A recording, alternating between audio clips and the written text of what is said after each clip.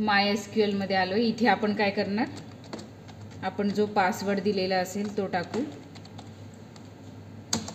आता इथे आपण काय करणार, सर्वात सुरुवातीला शो डेटाबेसेस करून आपल्या सिस्टीममध्ये जे काही डेटाबेसेस आहेत ते पाहणार. आता इथे काय दिसतंय आपल्याला, वेगवेगळ्या डेटाबेसेसची नावं दिसत आहेत.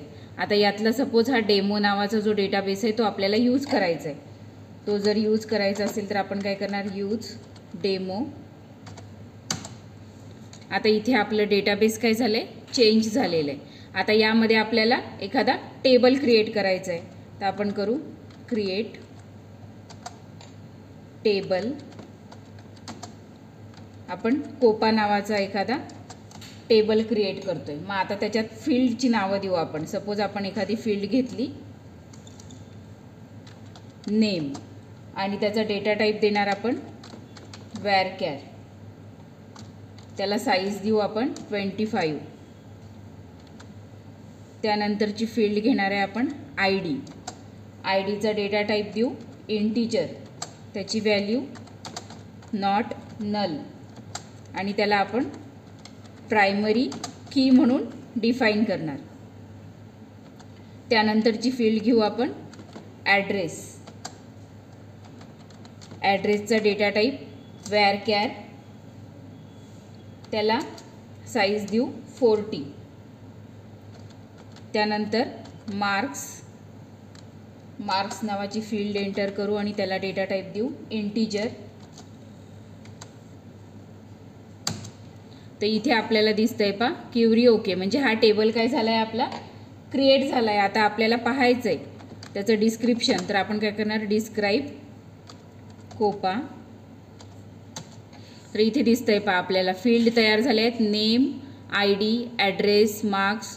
त्याचे टाईप दिसत आहेत, कोणकोणत्या वॅरकॅर आहे, इंटीजर आहे, कोणत्या डेटा टाईपचा आहे तो डेटा ते दिसणार. त्याच्यानंतर त्याच्या व्हॅल्यूज दिसत आहेत आणि आपण काय केलं आहे, IDला प्रायमरी की म्हणून डिफाईन केलं आहे ते दिसतं आहे आपल्याला. आता याच्यात काय करणार आपण, व्हॅल्यूज.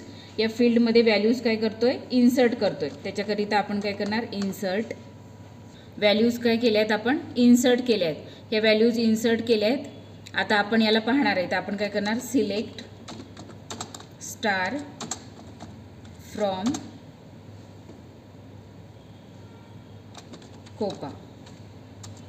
तर इथे दिसत आहेत आपल्याला ही वेगवेगळी नावं, त्याचा ID, ॲड्रेस हे सगळं दिसतंय. आता आपण काय करणार, पर्टिक्युलरली आपल्याला काय करायचं आहे, एखादा ID असलेल्या व्यक्ती त्याचा डिटेल्स पाहायचे. तर आपण काय करणार, सपोज सिलेक्ट स्टार फ्रॉम कोपा वेअर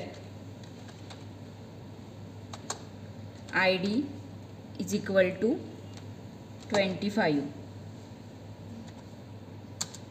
तर पर्टिक्युलरली ज्याचा ID 25 आहे त्याचे डिटेल्स आपल्याला इथे दिसतील.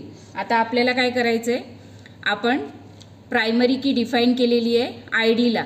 मग एखादा ID जो असेल तोच पुन्हा रिप्लेस केला तर तो रिप्लेस होणार नाही, कारण प्रायमरी की एक काय असते, युनिक असते. मग ते आता आपल्याला करून पाहायचे. तर आपण कसं करणार, इन्सर्ट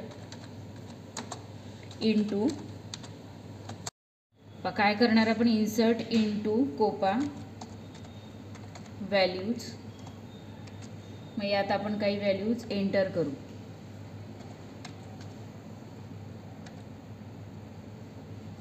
आणि ID काय करू, जो ID सुरुवातीला आपण दिलेला आहे तोच एखादा ID इथे देऊ आपण. सपोज आपण 25 दिला. इथे ॲड्रेस दिला आपण.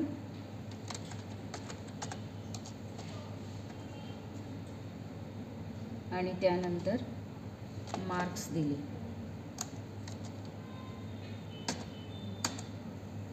तर ही क्युरी काय झाली, रन झाली नाही. इथे काय दाखवतोय आपल्याला, डुप्लिकेट एंट्री. आणि की काय दाखवतोय, प्रायमरी. म्हणजे काय असतो, प्रायमरी की काय आहे, युनिक आहे.